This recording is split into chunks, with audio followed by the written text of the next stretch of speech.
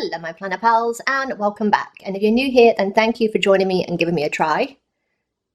My name is Di, I am here at Creative Karma Design, and today we have a currently page, and this is for November in my wellness planner. I hope you can see that November. It's a little bit blown out for some reason. I've got too much light in here right now. So for this month, for my wellness planner, it will be where I'm getting back into some form of like exercise, light exercise, I'm hoping. This month I've been fine with walking and getting my diet back on track, and what I'm hoping is for next month, for November, I want to, because it is vegan month and I am a vegan in case you didn't know, I want to get into, a while ago I was doing a lot of like new recipes and stuff every month, and I kind of fell out that habit. And what I want to do is kind of put in my planner that it is vegan month, but also get back into doing a recipe every week, like a new recipe. So that is my plan for this month. So I've printed out some things on some sticker paper, and these are just things that I've printed out from Canva. So I've got some like vegetables on the bottom here. This just says, this was just a quote that was in Canva. It says, self-care is a priority and necessity, not a luxury. And that's just something that I need to remember. So yes, so I'm just going to grab my scissors and cut these out. So I did a big thing here, and I did 4 little boxes. So I've got 4 boxes here, 1 for each week. I'm hoping that there's 4, because sometimes there's 5 weeks in November. What am I looking on there for? That's not going to tell me. Yeah, there's 4 weeks. But anyway, there's 4. I'm just going to do 4. And then I've got 3 for self-care, because I generally need hair, massage, and nails of some shape and fashion, of reminding myself to do that. And I've just picked up some of the green in here for some washi. So yes, that's what I'm thinking. And I want you to let me know down below in the comments if you have any kind of meat-free Mondays. Are you vegetarian? Are you vegan? Like with my kidneys, it was one of the reasons that I went vegetarian initially, was for my kidneys, because of my kidney disease, because meat is very taxing on the kidneys and I wanted to not tax them as much as I could. So that was one of the reasons that I went vegetarian. And that was, I'm going to date myself here, but that was when I think I was like 21. So I will be 51 this year. So I have not eaten meat in 30 years. It's always funny to me when people tell me that, or I hear people saying that you can't do vegetarianism or vegan long term. Like you'll be deficient in something, or, you know, where'd you get your protein, bro? And it's just such a myth. It's just such a myth. If protein deficiency was a thing, I would be dead many times over. But yeah, it's just ridiculous. And then it's just like, oh, what about B12? And here's a fact that many of you probably don't know, but the animals that most people eat, unless you're buying like organic, grass-fed, that kind of stuff, like the standard animals that you're eating in the store, they are supplemented with B12. So if you want B12, you're getting the supplement anyway, because you're getting it secondhand, because most animals are not reared on grass and grass-fed on Old MacDonald's farm. They're just in concrete sheds. So yes, but mostly my whole reason for going vegetarian was for health reasons.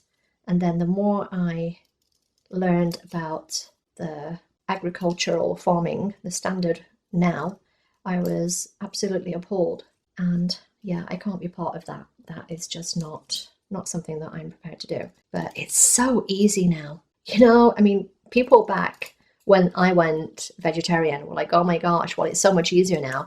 And compared to when I went vegetarian, things are like so much damn easier. And I went fully vegan 2013, I think 2013. Yeah, 2013. Yeah, it was when I got Pixel. Yeah. So 2013, I went fully vegan after I watched Earthlings. Yes, that was an eye-opener. And it was one of those, like, I'd been trying to go vegan for a while, and Yeah, but when I watched Earthlings, that was the turning point for me. I think it was Earthlings, something like that. I watched a couple of documentaries and I was like, yeah, no. Yep, no. So, and I don't do anything leather.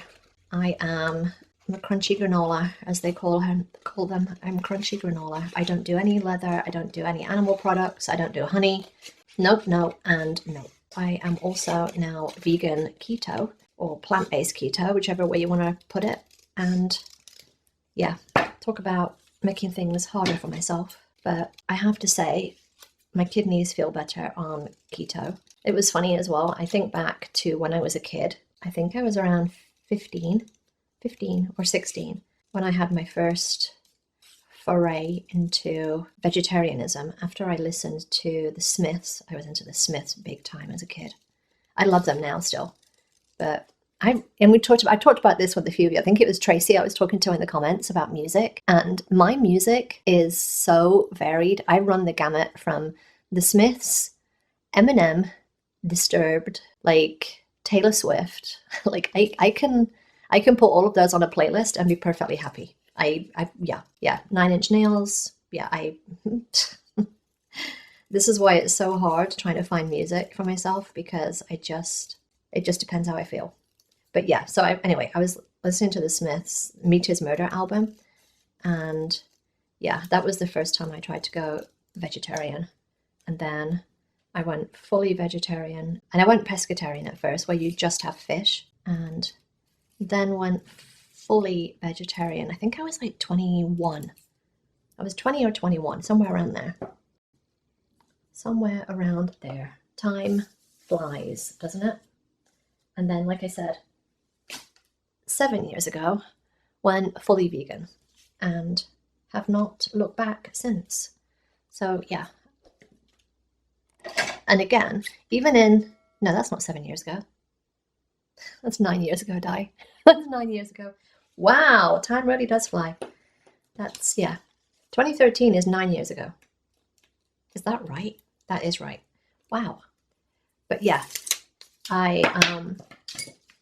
so this doesn't stick to my table, because now I have this new beautiful backdrop. I don't want to spoil it by cutting things on it and colouring all over it. I've been using more wax paper. But yeah, I've been vegan for 9 years, geez. But even like 9 years ago, let's just cut that. 9 years ago compared to now is hugely different. Like hugely different.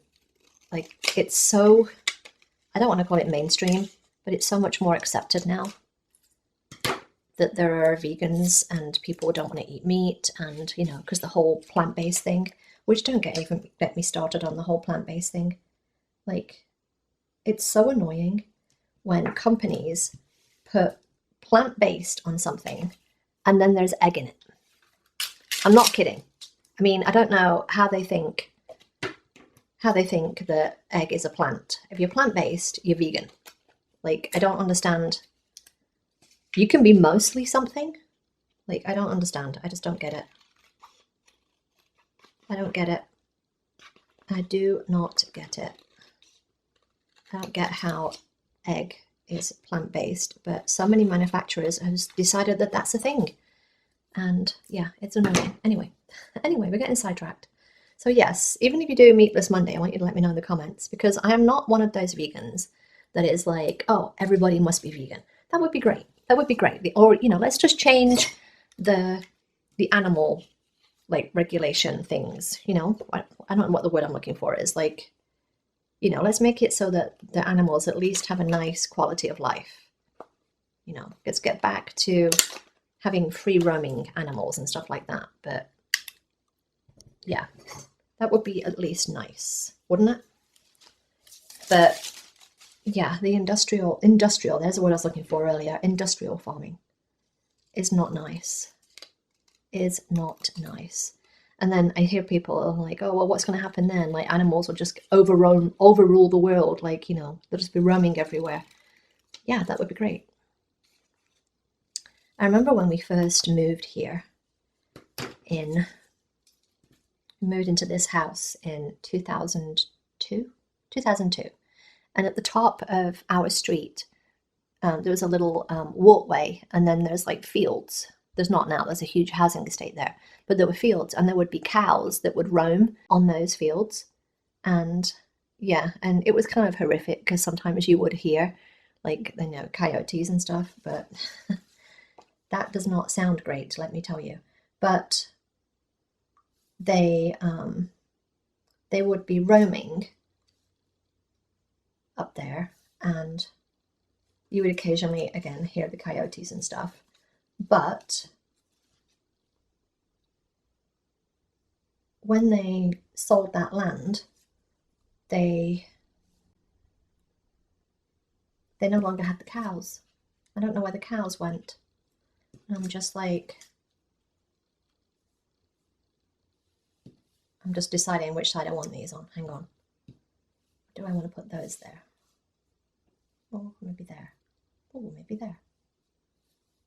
Okay, hang on. I'm just deciding. I'm losing my train of thought, but I want to do this at the same time. No, I don't like that either. That's going... Okay, that one's going there. Let's just put that one in. But yeah, it was just, I don't know where all the cows went. So where did the cows go? Because now there's a huge housing estate up there. And, you know, which is nice. I got somewhere else to walk, but I'm just like, where are the poor cows? And then the problem is, now the people that are there, you know, they're right in coyote territory, and they're complaining that, you know, pets are going missing and whatever. And it's just like, hey, you chose to live right next to the hills. You choose to live next to the hills, you got to expect wildlife to come in and, you know, want to feed on something. But yeah, it's a struggle I think we're going to face moving forward. The balance between humankind and animal kind, and the conflict, because we're basically taking their habitat. That's what we're doing. I definitely, you know, I feel for the people that have lost pets, but at the same time, we're on their land, not the other way around. Especially the people who have, you know, they're right in their backyard, like, you know, like their backyard finishes, and then there's like the hills and stuff, because we live in Southern California, in case you didn't know, and we are right near, not right near Santa Monica, but we're near the mountains, the mountain range. There's lots of mountains near here. I mean, people think that it's all sunshine, but there is mountains. There are mountains. There we go. Some proper English. There are mountains. And even if I look out, like my house, I'm pointing, like you can see, if you look at my house here, like if I look that way, which way is that? Hang on. East, if I look east, there's mountain ranges there. So those of you that don't know, we're between like LA and we're probably like 50 miles north of LA. Oh, I've got some sun coming through, look. Yeah, we're about 50 miles north of LA. So yeah, it's a struggle sometimes with the wildlife. And we do get like bears and mountain lions and stuff. But we have to remember, we are in nature's backyard. We cannot expect nature to change when we are in nature's backyard. Come on, stick. I want to get these, oh, I'm going to cut that bit off. I want to get these situated so that they're kind of in a line. So with there. Should be there. Hopefully that's kind of straight. Yeah, I think it is. The other one here. All right. So yeah, I want you to let me know what you think about, I mean, how are we going to balance this moving forward? It's tricky. It's tricky. And I was reading, you know, people are like, oh, you know, the whole, we need to go back to grass-fed and all of that. But at the current consumption of the US, because let's face it, the US is the issue here. We, yeah, I'm saying we in the royal sense, we consume the most animal products of any any nation. It's just sickening how much the US consumes. And then you've got the whole like impact of nature and everything, like you know, the global impact, the global warming impact. Yeah, there's got to be a solution to the balance. It's a balance. Nature is a balance, right? Nature is a balance of still allowing the people that want to eat meat, but not in the sense of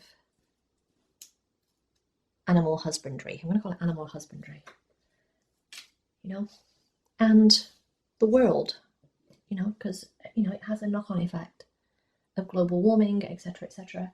But the whole, like, people are always amazed when I'm like, you know, oh, I forgot about this. I forgot about this. Hang on. I might put this in. Maybe I want to put that in. But yeah, they're always amazed when I'm like places in the US that do like 32-ounce steaks and stuff.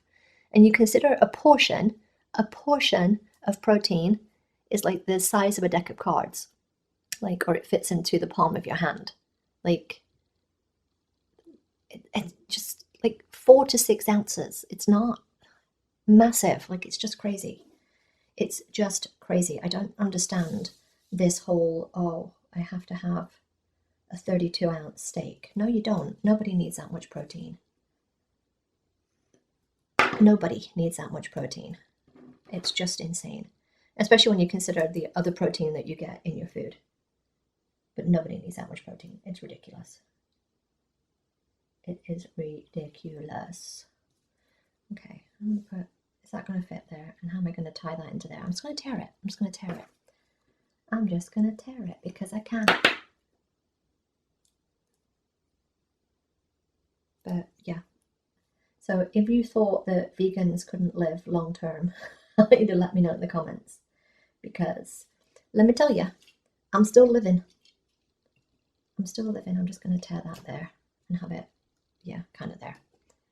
And then we'll cut this bit.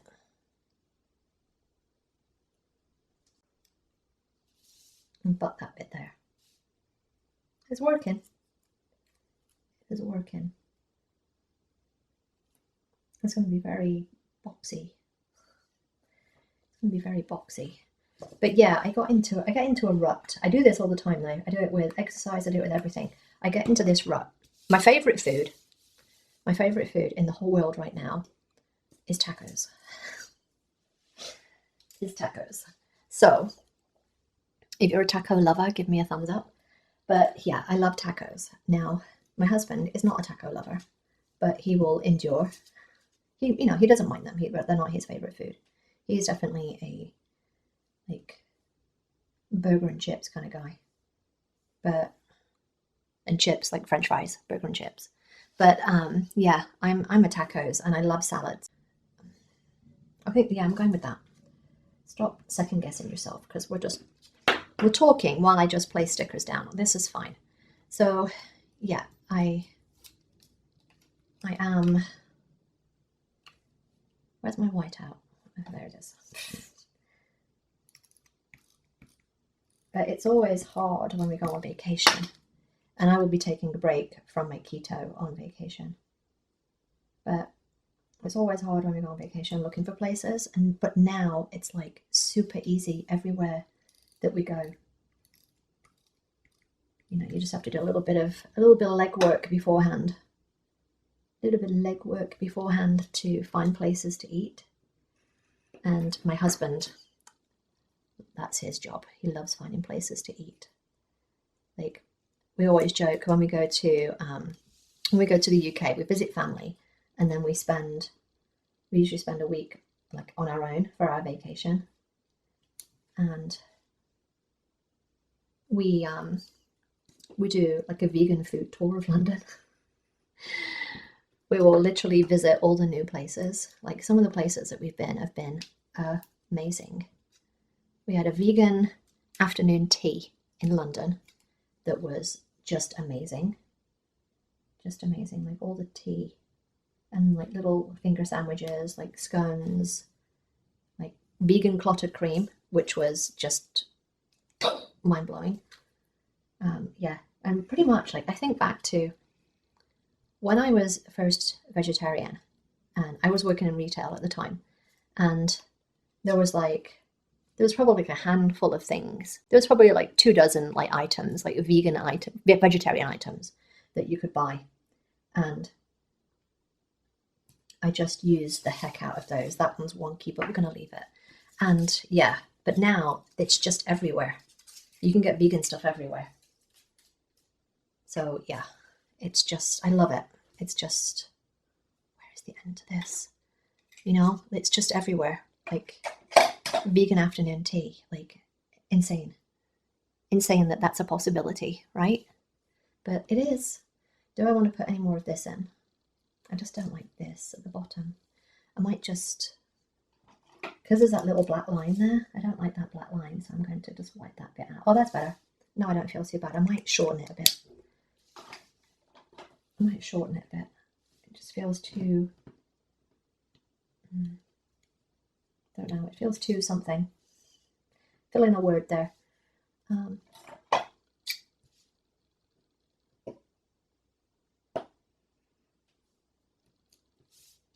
Okay, that's better, I think. I might change my mind in a minute. But yeah, so that is my vegan story.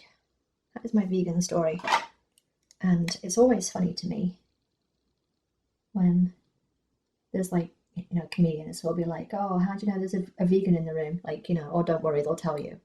I personally have never been that kind of a vegan. And what I usually hear is when somebody discovers that I'm vegan, is when they decide to tell me how it is not long term and that I'm going to kill myself in some way and how deficient I'm going to be. And then that person then proceeds to show me what they eat and it's all junk food. That's all I'll say about that. But yeah, that's what usually happens. All right, I kind of like it. I'm not going to lie. I'm digging the functional stuff lately. It might be because I'm trying to get things like organized and stuff. It doesn't really go with this, which is kind of annoying. I'm not going to lie, that kind of bothers me. And this is something that I've noticed that I'm having lately is I don't like the bright and colourful dividers. I know sometimes they're called dashboards. These are dividers to me.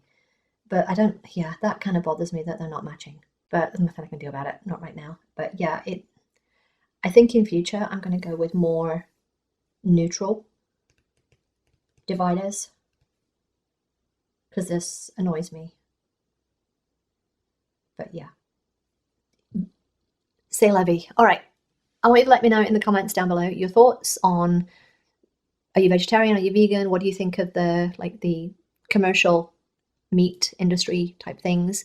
And do you do like new recipes or meal planning or anything like that? Let me know in the comments down below. All right, I hope you enjoyed this. If you did, then give me a thumbs up. Don't forget to subscribe if you're not already, and I will see you next time, my planner pals. Bye.